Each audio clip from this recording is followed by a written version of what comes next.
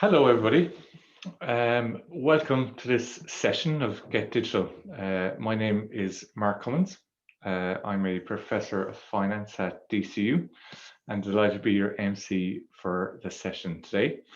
Throughout this week in Get Digital, we'll be exploring a range of topics related to business, leadership, and entrepreneurship, with a particular focus on how businesses at all stages and of all sizes can harness transformational digital technologies to achieve their business goals.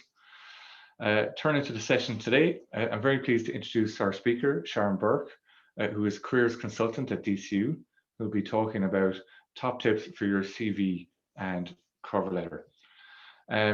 To our audience, we'd like to receive your questions, so please submit them during the session using the Q&A function, which you'll find at the bottom of your screen. Please be aware that the chat function is disabled, so please only use the Q&A option. We'll then compile the questions, and I'll ask Sharon to address as many as she can in the time that we have available. So looking forward to your questions. Please remember to use the Q&A function as the chat is disabled. So again, with no further delay, I'll hand over to Sharon, who will make her presentation, and then we'll follow that with the Q&A after that. So thanks, Sharon. Thank you very much, Mark. Appreciate that. I just want to check, Mark, that you can see my screen before I continue. Yes, indeed. Yeah, I can see your screen there. Perfect. Okay, thank you very much. Thanks. So, hi, everybody. As Mark has said, my name is Sharon Burke, and I'm a career consultant in the career service here in DCU. And so today my focus is on looking at how to make your CV stand out, how to tailor your cover letter for each job that you apply for, and also some resources that are available to you, particularly if you are a DCU student. So I'm very aware that you will already have a CV and that some of this is going to be familiar to you. And so it's great if it confirms what you already know. And equally, we may have some students, international students, who are looking to apply to jobs in the Irish market for the first time. And so therefore, it would be very important, of course, to know how you actually do a CV and a cover letter for that market. So let me just very quickly just cover some basics before we go into more specifics on the relevancy of your degree, your CV. So 1 or 2 pages maximum. Of course, if you have a number of years of relevant experience, and this will be particularly when it comes to after your degree, you can of course have more than that. But generally speaking, as a student, you go for 1 or 2 pages maximum.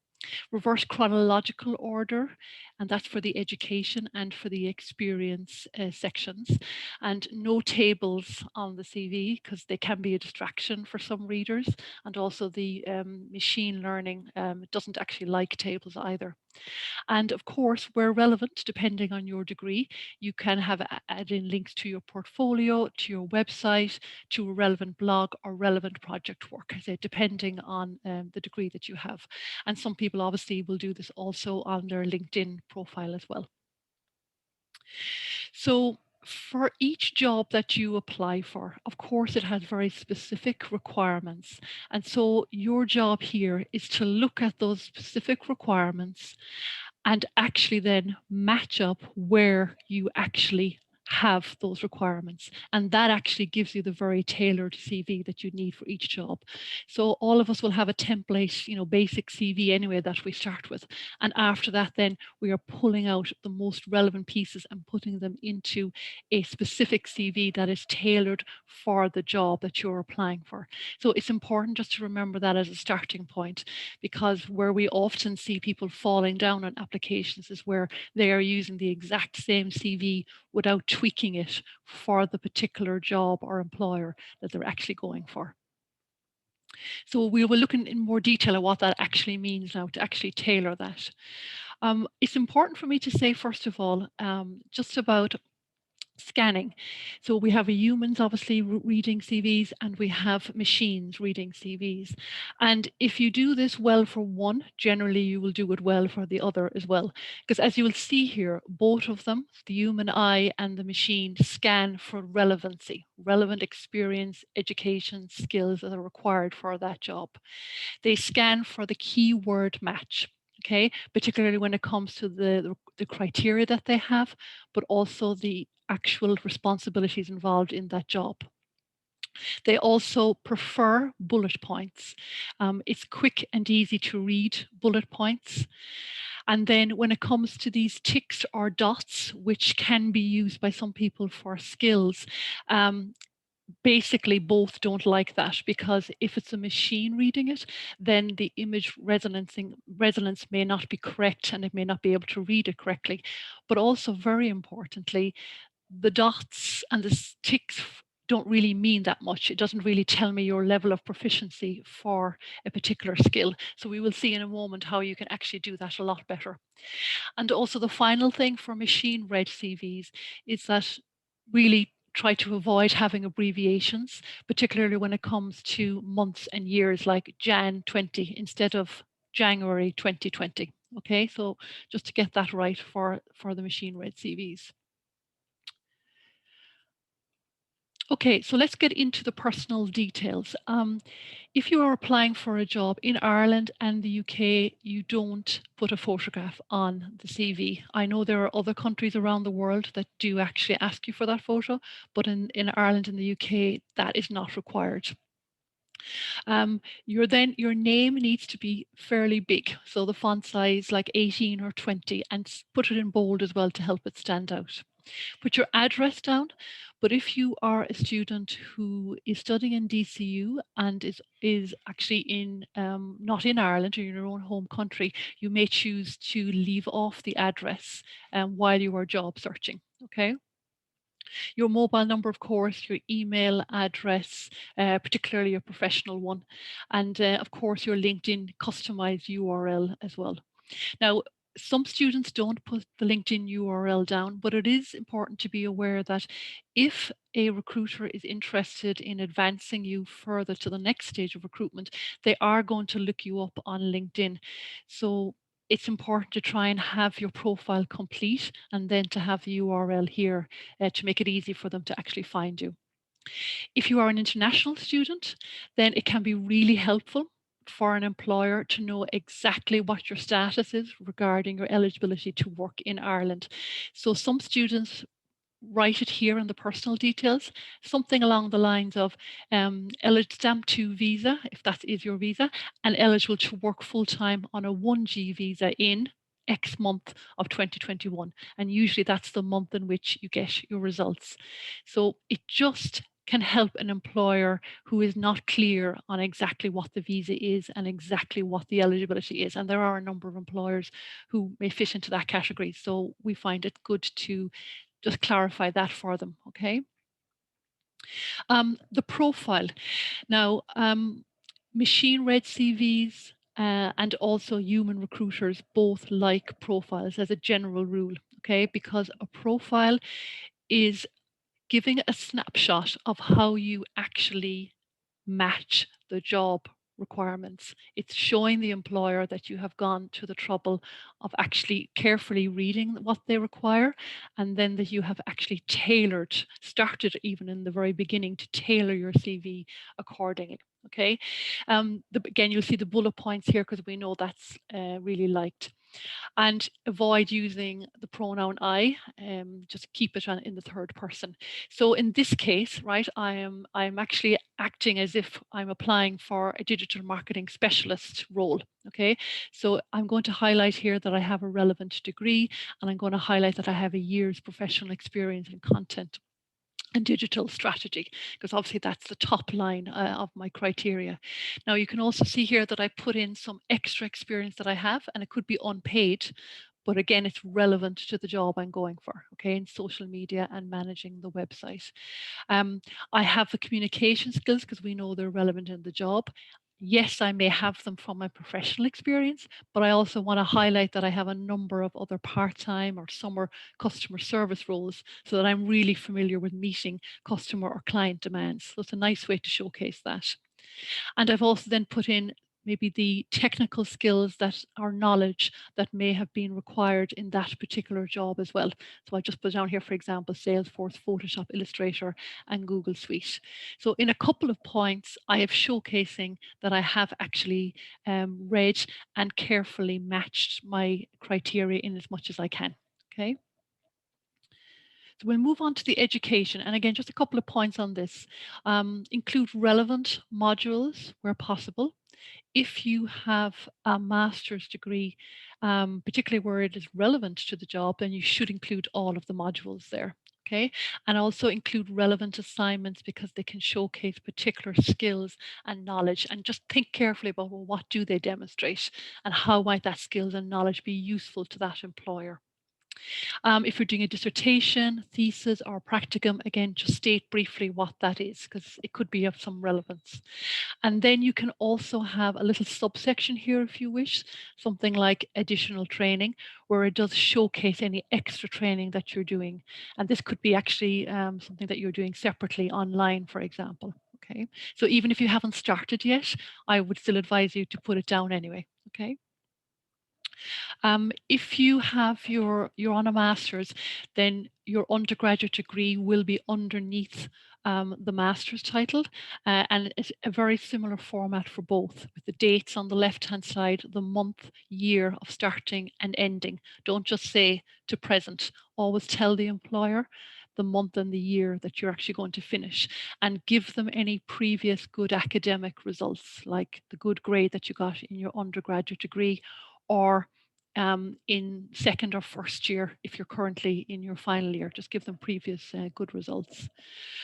The other thing that you'll just be including here then, of course, will be the leaving cert, CAO points, where you went to school, or an equivalent if you haven't done a leaving cert, but you've done an equivalent in another country. And that's it. You don't need to go any further back in the education at this point. Okay.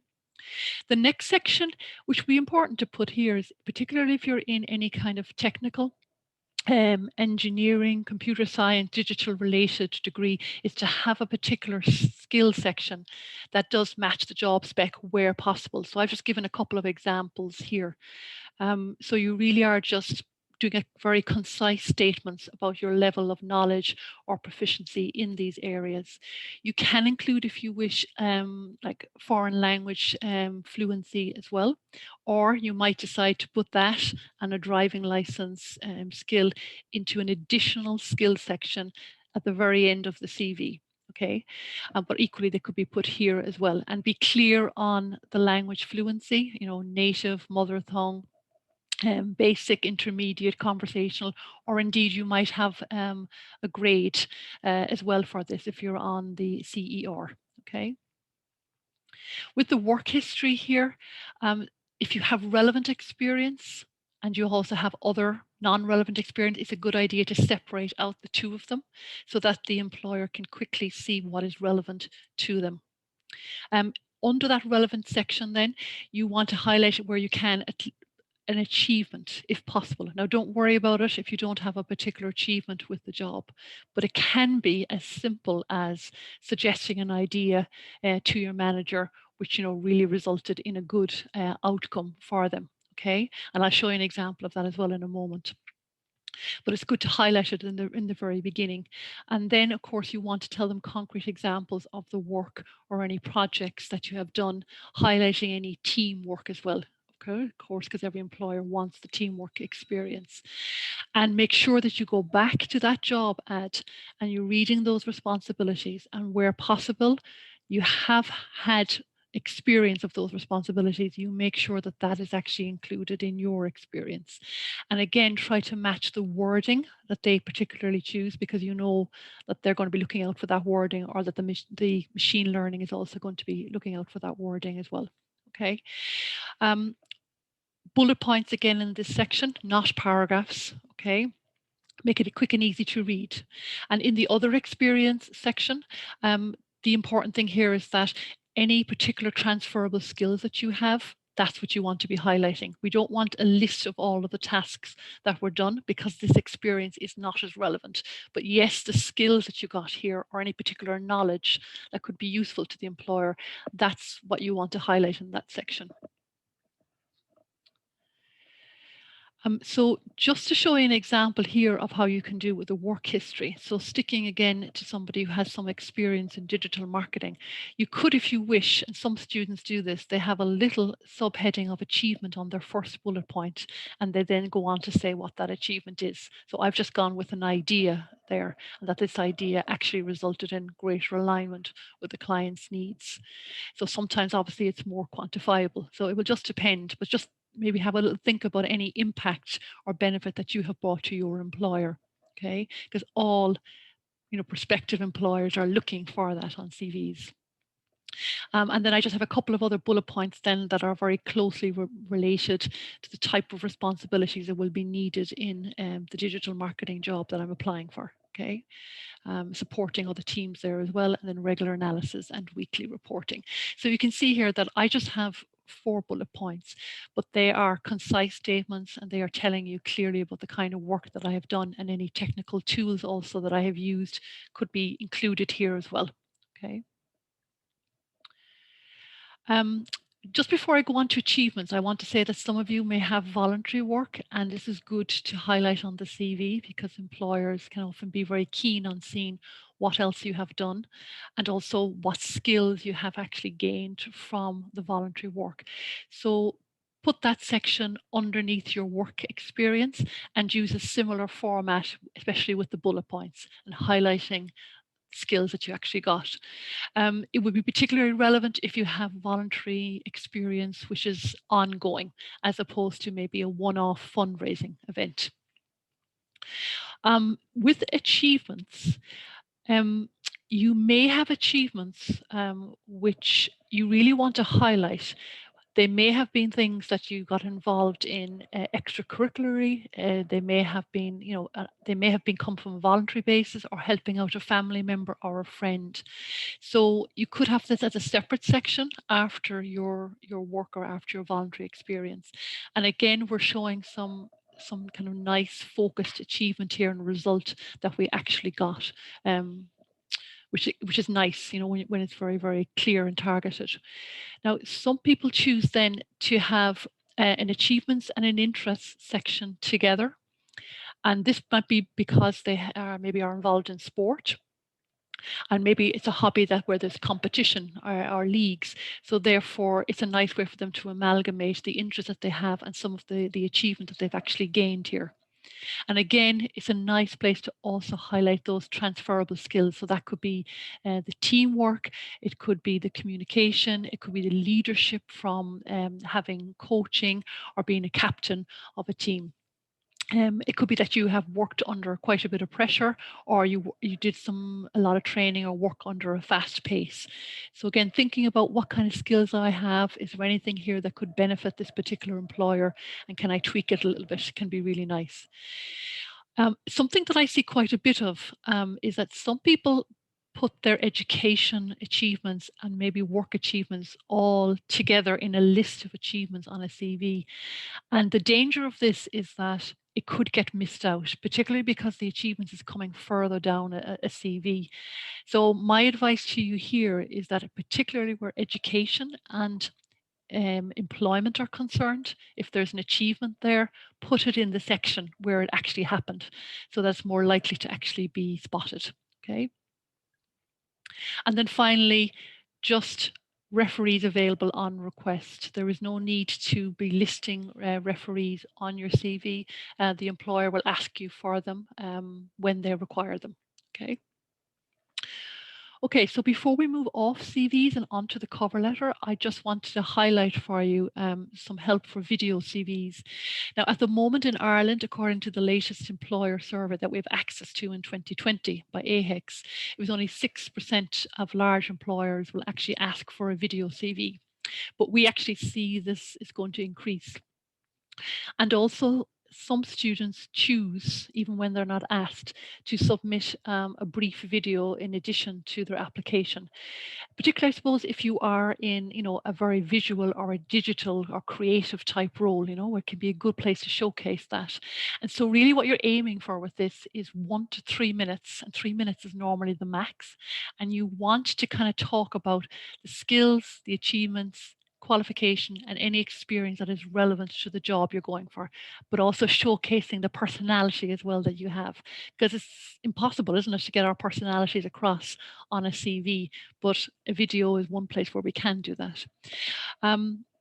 So I also have added in here a link for you on the prospects.ac.uk website. It's a really great website for students and for graduates in particular. And they actually have a very good article on how to actually do this video CV. Okay, so how to set it up, the content to put in, and when you should use it appropriately. So that might be something that could be of use to you. And so the final thing I want to say to you about CVs is some of you, I know, will probably be looking to work outside of Ireland. And so therefore there are different formats, obviously, in different countries. So if you are a DCU student or you are a graduate of ours from within the last 2 years, then we have access to this license called Going Global. And on it, there is career guides for 30 countries around the world and also 40 states within the US. And it includes advice on working there, how to actually do your CV or resume for that country, what are the cultural things you need to be aware of, and specific job sites as well for graduates, for internships, and for experienced people. So that's Going Global. And you can even just get this if you Google DCU Going Global, and then you will enter with your DCU credentials. Now, if you are listening to us and you are a student or a recent graduate from another Irish university, you should check with your university's career service, because there are a number of universities in Ireland actually have this license. Okay, so I'm just going to move on now to the cover letter, if it allows me to move. Oh, apologies, folks. I seem to have, I clicked on this. Apologies. I will be with you shortly. Okay, we're back. Okay, so this is then my advice for you on the cover letter. And I would say to you that even if a company hasn't specified particularly that they want a cover letter, they're just requiring the CV, it's a good idea to consider putting in a cover letter, because it's a place for you to be able to personalize why you were genuinely interested in working for this company and how you actually feel you match their requirements in a way that's a little bit more, I suppose, informal than is the structure of the CV. Okay. So even though a lot of the time you are doing it by email or you're uploading it, you still have to do it in this kind of business way, which is your own address on the right-hand side, top right-hand side, and across the way from it is the employer name and address. Okay, that's just a business format with the date underneath. And then it's very useful to also put in the job title. And if it happens to be a job that has a reference number as well, which some public sector jobs do, then just include that as well, so that it's easy for the recruiter to find you. And then usually we don't know the name of the person, it's dear sir or madam. But if it's a smaller company, and you have contacts on LinkedIn, you might be able to find out who the name of the hiring manager is. Okay. So your first paragraph, I'm just breaking this down for you essentially into 3 core paragraphs. The first paragraph is who I am. Okay, a brief introduction, your degree, the year that you're in, the university. And if you're an international student, this is also a place for you to consider saying your eligibility to work in Ireland, like we had already mentioned with regards to the CV. Okay, because we don't know either which document is going to be opened first. Where you saw the job advertised, what platform that is. And if this is a speculative letter that you're writing, you're not writing in response to any job ad, but you are applying to a company just to see if they have any opportunities available, then in this opening paragraph, you also want to state the type of work that you might be interested in, but also leave your options open here and say that you're open to any relevant opportunity that they might have, because they might think that you're suitable for something, okay, in particular. Your second paragraph is why I want to work for you. Now, when I am reviewing cover letters for students and graduates, this is the one that I usually see requires the most work, because it's very natural for you to talk about, what you want to get out of this, what this job might mean for your career. But it's really important that you start, first of all, by telling the employer what excites you about working for them. Demonstrate that you have actually done your research on them, like beyond the homepage of their website. Okay, so what do you want to say about them? What do you want to talk about their strengths? Do you want to talk about particular achievements that they have, which you find impressive? Maybe there's some recent developments that you have seen on their social media. Um, Companies often talk about the values that they have on their website, and you might look at those values and think, okay, there's one or two of those values in particular that really align with my values, and I'm going to tell the employer that, and I might be able to also provide them with an example of that. Okay, so this can be anything from, the company really values doing charity work. They have corporate social responsibility. They may name the charities they're aligned with. And again, you might really feel that this is something that aligns with you. They may talk about their sustainability. And again, that could be one of your values. Or they may talk about diversity and inclusion. And again, if that really just, ticks the box for you, tell them that. Okay. Um, Reflect as well the language or the philosophy that they have. So I've just given you an example there. Procter and Gamble talk quite a bit about the consumer is boss. So if I was applying to that company, I'd want to kind of build in, okay, why do I also believe that the consumer is boss? What is it from my experience or my knowledge that tells me, that makes me agree with that? Okay, so that's really playing importantly to the psychology of that particular employer. And if you have spoken to a staff member or connected with them in any way on LinkedIn or through a webinar, then tell them that, and tell them what you have actually learned from actually connecting with that particular staff member. Because again, that makes a very, very nice positive connection for them and shows them the level of interest that you have. So this is why it's really important to tailor this letter, to each of these employers. So let's move on to our third paragraph. And this should be the largest section of your cover letter. Okay, it's essentially why you should hire me, is the core message here. So you're going back to your job criteria. And here you are talking about how you match it. You've already mentioned about the degree in the opening paragraph. So you want to talk about any relevant experience that you have. You want to talk about the achievements that you have that could be in or outside of the job that are relevant. Of course, the relevant skills. And indeed, it could be modules in particular that you are studying that you want to highlight that are relevant to that job. So providing evidence here is absolutely vital, okay, in this core third paragraph. And I know in some cases you might need to maybe amalgamate a couple of skills, for example, teamwork and organizational ability, from my role in. Okay, you could just want to amalgamate some of them. You don't necessarily have to give an example for each skill. But it is important that you are providing evidence here, especially for the top line 3 to 5 skills that they actually are requiring from the job. Okay. If this letter is speculative, I know you won't have a job criteria specifically to match it against, but you still want to highlight, relevant academic knowledge and degree that you have, any experience that you have, and skills and achievements that really are showcasing you as a strong candidate, either for a role that you are interested in, or indeed because you want to keep your options open. Okay, so you need to kind of just be a little bit creative with this. Now, equally, you might also want to do a little bit more researching around some job criteria.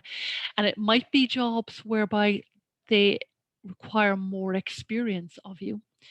But at least you can get a sense of the type of skills, at least, that they actually want, and that can help you in actually tweaking this third paragraph. Okay.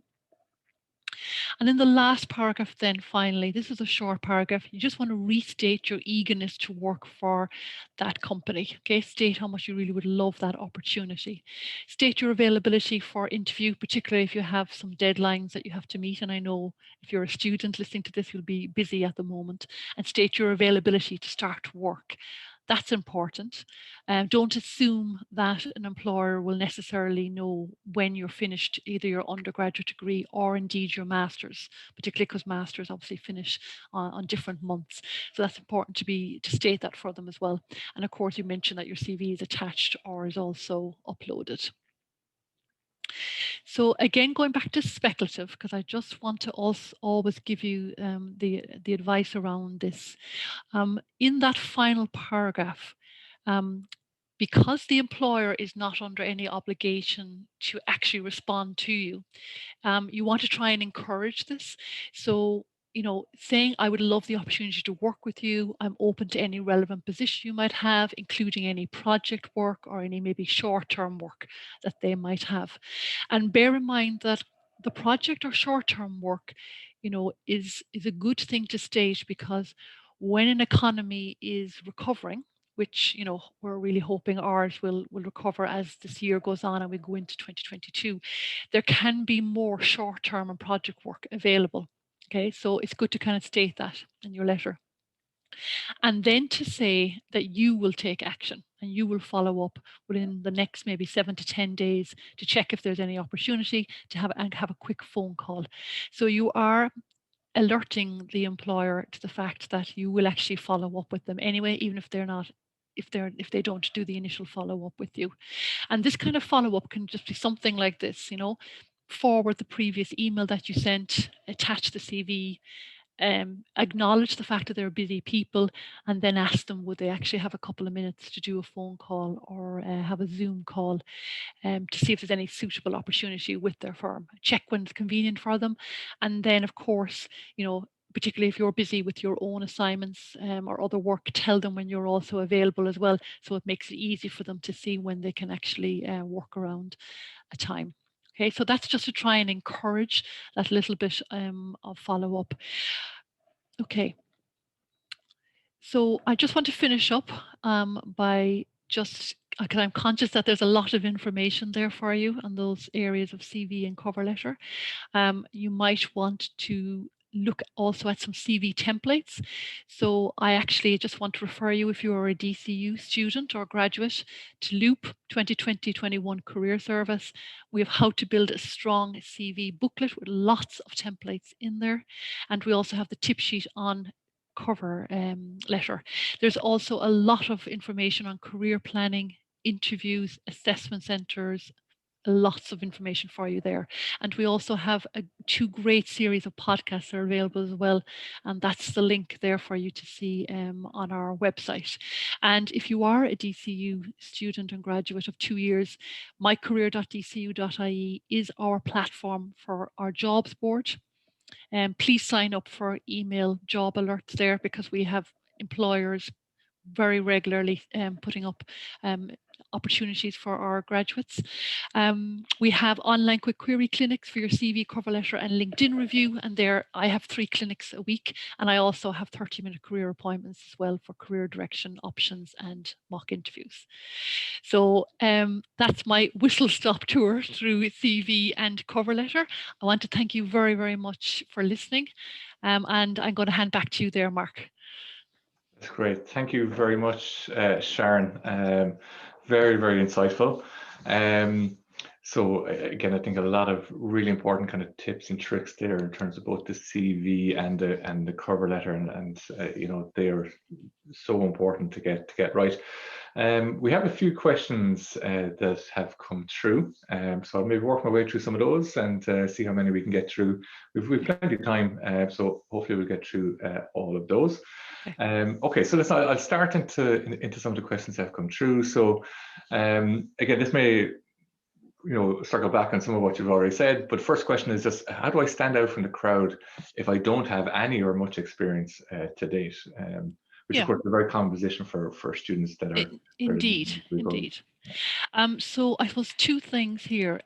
If you have any volunteering experience, it is important to highlight that on the CV, because even if it's not necessarily relevant to the job that you're going for, I talked a while ago about what skills have you actually identified from the volunteering, because usually you have good transferable skills like the teamwork, maybe working with customers, communication, um, being organized. You might have other more specific skills as well. For example, if you have worked on someone's website or on their social media that you wanted to highlight. So that's important to kind of show, and also because you also have, you've turned up for this work, you've committed to it, so it shows that very nice commitment which employers are looking for. And indeed, I just want to highlight as well that on Thursday of this week is the Micro Volunteering Global Day. So micro volunteering is now a thing, and there is a website called volunteer.ie if you are looking for some volunteer opportunities to add to your CV. The second thing I want to mention, which can help when you have limited or no experience, is if you have any involvement at all in a club or a society, either with your college or outside of your college, because that showcases involvement. Again, it's working with others. It's You may have got involved in some aspects of it, either organizing events, helping with strategies. Any sense really of any kind of involvement here is a good thing to showcase on the CV. Very good. Excellent. Thanks there, Sharon. Next question then is, should you always send a cover letter even when one is not requested? Yes, I mean, generally our advice as career consultants is to send a cover letter with the CV. Of course, there is a chance that that particular employer may not open it up. Okay, there's always that chance, but equally there's a chance that they will. And if they do open it up, you have your personalized application, as we just saw there when I talked about the cover letter, that chance to show I have actually researched you. I'm telling you why I would love to work for you.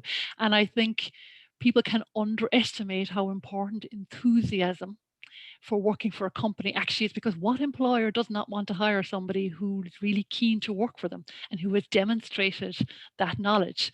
So you're also then personalizing the whole aspect in the third paragraph of why you should hire me. I mean, it's quite black and white, isn't it, on a CV, but it's nicely personalized with probably more evidence in the cover letter third paragraph. So yeah, we do advise to do it, even though we know it takes time, the research part of it and the actual writing of it. But and I know from experience with employers, it can really help them to kind of just elevate that particular candidate. Yeah, and it kind of gives you a voice, doesn't it, to Yeah, the CV, which you don't get without the cover letter. yeah, exactly. Another question has come through, and I think a lot of people, over their history would have found themselves in this position where you've applied for lots of jobs, but you're Mm, just not getting the interviews, you're just not getting the calls. yeah. What is somebody doing something wrong in that instance, or what do they need to do to maybe try and turn that situation? Yeah. I mean, you're right. It is common, and I see it a lot in my own job. I suppose the first thing always to do is literally go back to basics and say, okay, let me look at my CV. And for anyone now who's not a DCU student listening to this today, maybe listening to the recording again or going back over the notes that I made and kind of think, okay, have I actually made the CV tailored and relevant, as you see from my notes, because that's one of the most common mistakes that we see, that CV is not tailored, and the employer spots this a mile away if it's with the human eye, and indeed, of course, if it's machine learning, there is no matching going on, with keywords, what they're actually, so therefore the person is not going to actually get ranked accordingly. So if you are a DCU student or indeed a student of another college listening, get a check from your career service. Like we have the quick query clinics that we run. We can do that very quickly, a CV and a cover letter in 10 minutes, and just let you know where you're actually, if you're going wrong, with this. The other thing to be aware of as well is that, because you might be very much have your CV, as relevant as you can, but how targeted are you though in the actual jobs that you're looking for? So some people have a kind of what we call the scattergun effect to job searching, in that they are looking at maybe 8 different titles and therefore there's no connection between maybe one job title and another, and that CV is going out to all of them. So if you don't know what you want, it can be very difficult to convince an employer with your application, that I'm the right person for you. So reviewing maybe that strategy as well is important as reviewing the actual CV and cover letter. Very good, and it's great to know that check service is in place, because just as you were saying, I think it's important to get a kind of an independent view of your CV as well. So sometimes when you ask friends, family, things like that, you may not get that honest opinion that you may need. Exactly. So it is very useful that the career services offer those kind of services to students. So again, I think it's a good tip for students to try and exploit that service. Another few questions come through, so I think 4 more questions to go through. So just in relation to AI scanning, which is obviously a very interesting kind of space, a question has come through just in relation to that. Is there a preferred CV layout? So, for example, this person currently uses InDesign to produce their CV because they're a graduate in the design industry. But the fear is that maybe the layout might be rejected from the scanning. Yeah, no, obviously it's a bit hard to answer that question because I can't see the CV in front of me. But I suppose if you go back to some of the points that I was making earlier about not having the graphics on CVs can put some of the AI off. So when you have these dots or squares or ticks, so my proficiency, in Photoshop, and I have 3 ticks alongside of that, that's kind of not telling us anything, And again, what I was saying about the image resonance there, AI can have a problem with that. So when you have those kind of graphics, it can definitely be an issue. Other than that, the profile is definitely preferred. So even if you have a 1-page CV, and I know people can pack a lot of information into 1-page CVs, think about, can I put in a very tailored profile into this that's really showcasing that I have actually matched? Because we know that AI does like bullet points of a profile to showcase its matching. But yeah, it's difficult for me to say anything else without then seeing. One final thing is just being careful that you're not having too many lines or tables, because again, that's generally not liked either. So clearly that textual content is very, very important. And hence why the CV cover letter joining the CV is also important there.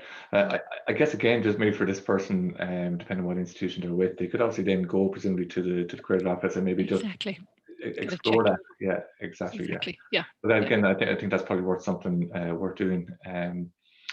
Another question has come through. So why do you suggest the profile, why do you suggest that the profile be in the third person over the first person?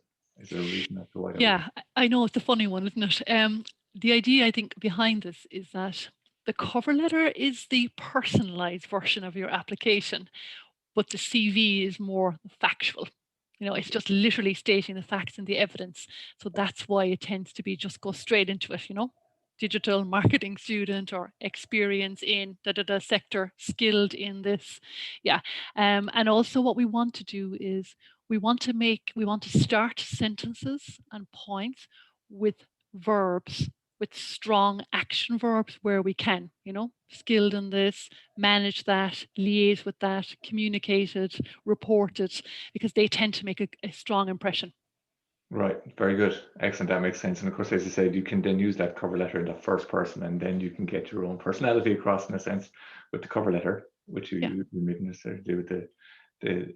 Sorry, and that suggestion is in terms of third person or first person. That's also. Is that for the cover letter as well, or the cover letter can be? No, the cover letter is I. You're using first person I. And just so that's what I mean. So that's where you can get kind of your own personality across, I guess. Exactly. In the cover letter. Perfect. So another question's come through. Just thanking you, Sharon, for the presentation. Firstly, are you aware of the website jobscan.co, I think, where CVs can be matched with job descriptions? Yeah, I'm aware that there are definitely services out there that can do that for you. Yeah. So probably don't want to comment on anyone in particular, but so that's maybe something that people can look into. Exactly. Exactly. In addition to also just being aware, okay, what would I do myself and what's the service doing, other than just kind of relying on the one. I see what you mean. Okay, another question that has come through. Should you apply for a job through the application, or is it best to email the employer directly? It's whatever the employer wants, really. It's whatever their preference, because normally they're going to state, please. I'm presuming this is what I'm not 100% sure of what that question is, but Yeah. normally they're very clear on saying, upload this. I mean, if they're giving you a choice, which I normally don't see, but just in case they're giving you a choice, then I really don't see any advantage of one over the other. If they have both systems on the go. So yeah, it's generally just go with whatever the employer actually wants. And I guess it seems out there that a lot of employers are using platforms nowadays. Then it makes it more efficient for them to. It does, exactly. Yeah. And then I think actually the last question we have currently, but again, there's still a bit of time if people want to submit any further questions. But the last question on the Q&A box here is, what advice do you have for students using a master's degree to change career or start a new career? And then how to address the fact that they have limited or no work experience in that new industry. And that's actually very relevant, because obviously we offer a lot of post-experience programs to people that are exactly for that purpose, is to transition them from one area to another area. So it's a very good question. So I suppose I might just go through, because it's kind of double-sided or two parts to it. So firstly, what advice do you have for students using a master's degree to change career or start a new career? And then how to address the fact that they have limited or no experience in the industry? So I suppose it depends on what the first part, what the person wants from the first part, and if that person is a DCU student, I would advise you to make a careers consultation appointment with us through mycareer.dcu.ie, or indeed your own career service if you're from elsewhere, because you might be looking at, well, okay, what am I going to do with this particular master's? It's completely new skill set and qualification for me, and I have a number of job options open for me, which is very common, by the way, because I see a lot of master's students who have moved, for example, from a humanities undergraduate into a business master's, and then they want to explore, well, what is open to me with this, and how will that particular employer see me? So it's not easy just to give a kind of a one size fits all answer to that. It's probably better to explore your options if you're not sure exactly where you want to go with that. Then if you are sure of where you want to go, and obviously that if that master's fits in, then of course you first of all have that advantage, don't you? There are jobs, of course, where you don't require a master's qualification, but the master's is a distinct advantage because of the specialized knowledge and skills that you're getting. So I would be showcasing that in my profile on my CV, and I would be talking about the advantage that would give me in my cover letter.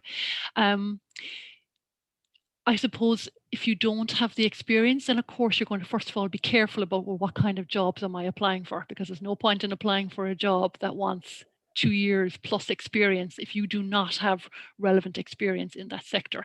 Now, if it's a year or less, I think I would still chance applying for it because I have a master's degree in that area. But once it starts going into 2 years or more, and you have no experience at all in that area. Now, you can still apply, but you'd have to really manage your expectations, because you're going to get others who have a number of years experience. So it's just to try and balance out. Yeah, very good, very good. Yeah, and it seems, as you said, that the cover letter would certainly be the way that you try and motivate your reasoning for maybe transitioning from one area to another. And exactly, as you said, if you're making that transition, usually you are probably maybe looking at more entry-level positions in any event. Yeah. It just as you're talking as well, it kind of strikes me that for our part-time post-experience programs, we probably don't sell enough the career services, actually, because a lot of these people are, they kind of maybe know the landscape, but could still use a lot of advice, I think, you know what I mean, Absolutely. in making that transition. So I'm thinking just on the finance side, we have our MSc in Investment Treasury and Banking, that's often used as a master's degree program that allows people to transition, but I'm not sure we actually sell it enough to our students that the career service is there to be exploited. So it's just giving me some food for thought. Okay. We were talking. And actually another question has actually come through just as we were answering that particular question. So why do some companies load their job descriptions looking for every conceivable skill or competency? And I have to agree here, when I look at those kind of things, you just kind of think, like, who exactly are you trying to get here? So it's a very good Yeah, question. It can be very, the person says here, it can be very off-putting to apply for these, and obviously very difficult to, in your cover letter, address how you're meeting all of these skills. So exactly. what's your view on that? That's a really good Absolutely. question. Absolutely, yeah. Because where employers are coming from is that this is an ideal candidate of what they want. And some of them actually use those words. The Mm, ideal candidate will have the following. So we have that on the one hand, and then we have employers on the other hand who barely say two things that they actually want yeah, from the actual. So that could happen in a small number of cases, you know. But yeah, so first of all, just bear that in mind. This is only the ideal candidate if you're seeing a very big list, okay, of what they want. As a general rule, okay, we tend to say to people, if you have between 60 to 70% of what they require, apply for the job. Okay, 60 to 70%, just go for it. Knowing that hardly anyone at all is going to have the full amount here, you know, and because it's worth a shot for you to actually do it based on that amount, and obviously highlighting then, you know, especially the top layer of skills that they actually require, you really want to put a bigger emphasis on those. So yeah, you manage your expectations at the same time, but it's still worth a shot. yeah, yeah. And I guess to some extent that'll also be driven by the level at which you're trying to get in at as well. But Yes. it is interesting when you do look at these descriptors that they tend to look for almost everything that, as you said, would be an ideal candidate. Yeah. But I think that's really good advice. So as you're saying, maybe 60, 70%, if you Excellent. feel you're matching that, Yeah. then have a go. Yeah, and you know something, I also I was on a panel event that we did recently for international students, and one of the speakers there, she said, you know, she was an international student, and she said, you know, if you feel you're capable of doing this job, even though you don't have everything that they want, you should apply for it. And I just thought that is really good advice. You're capable of doing the job. So, you know, you're going back to that description, and you're where they list their responsibilities or duties for the job as much as possible. Say, where have I actually done that? Even if it's not in exactly a similar job, can I actually make sure that I have listed that on my CV, and talk about that capability, of course, through the cover letter as well. But I thought that was a very good way of approaching it. That is a very good way of approaching. Actually, yeah, it's a very, very good point. And actually, we've had a further question in. Yeah. So how many people should I ask to review and read my CV and cover letter before submitting it? I always fail to spot typos in my own work, and listen, I think everybody fails to spot typos. Yeah, I we mean, it is do. a very good question. I was probably, I suppose, how long is a piece of string question, but you know, Yeah. it's a reasonable question to ask. Like, you know, how many people should you maybe bounce this off? Yeah. Some people find it helpful just to ask one family member or friend first who's pretty good at the language, grammar, just for that. And then, of course, if you're a student or a graduate of 2 years, I would say to you, use the career service, Yeah, you know, and just one of us, like, because, you know, in our case, you're only assigned anyway to, I'm business and applied languages and intercultural studies, you're only assigned one careers consultant. But having said that, right, what I will say this to you is that there's no absolute way, right, one way of doing a CV or cover letter. My colleagues and I will agree on what I have just given you today, but there's going to be some little variations here, okay, in the advice. So if you went to any one of them, there might be a slight variation. But, you know, as a general rule, we agree on the most important things that I have covered here today. So at least if you feel, okay, I'm able to get a professional review of this, you know, it's important. yeah, But you're right. I'm glad that person mentioned about the typos, because that is important, all right, to check the grammar and the spelling on it, because it could be rejected, of course, you know. And some AI, you know, if there is 2 or 3 grammar or spelling errors, it's automatically rejected anyway from yeah, either an application or a CV. And of course, if it's the human eye, they again may have their own rules and say, look, there's 2 or 3 errors here. If you can't pay attention, it's what they're thinking, right? If you can't pay attention to detail on a most important document of your CV, why would you pay attention to detail in my work that I'm going to give you? Do you know what I mean? So that's part of that. yeah. And as well, of course, is the professionalism of interacting with clients, customers, etc. as well. You know? Yeah, yeah, yeah. And I think I think with enough reviews, maybe Yeah, of yourself and some other people, you'll capture most of the things. And yeah. it's very interesting, the AI piece, because probably, as you said, maybe an employer with maybe 1, 2 small errors, they're not Mm, going to be they're not going yeah, to be too concerned. machine may be less forgiving because it's a machine. So I suppose getting those typos weeded out is very, very important. Okay, another question just come through, and yeah, maybe this after the final question. Just realised it's 5 to, Okay. and I Yeah. think we finished at the hour. But Yeah. a good question coming in here as well. Should I write a thank you email to an interview panel after an interview? And if so, how long should I wait to do so? Yeah. Yeah. Yeah. That's a good question.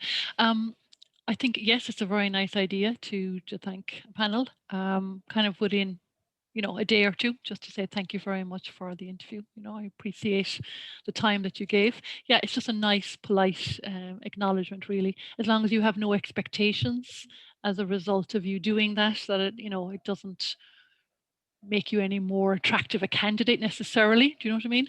Yeah. But I still think it can be a nice, and we do have students all the time who do that. So yeah, it can be a nice thing to do. Yeah. Excellent. Great stuff. And yeah, actually, yeah, just final comment from somebody just to thank you, Sharon. That the session was very, very helpful. So I think you did really cover a lot of really, really good points there. Things that I wouldn't have minded and known back in my own day, but there you go. But it's very, very useful information. And I think also that move towards AI is also very interesting dynamic that people just need to be very, very aware of that. So listen, thanks very much for that. We really do appreciate you taking the time to give us that kind of insightful and interesting talk. And of course, to the audience, thank you all for joining us and very, very interesting questions that came through. Absolutely, absolutely. Thank you very much for your questions, everybody. It was great actually to see that.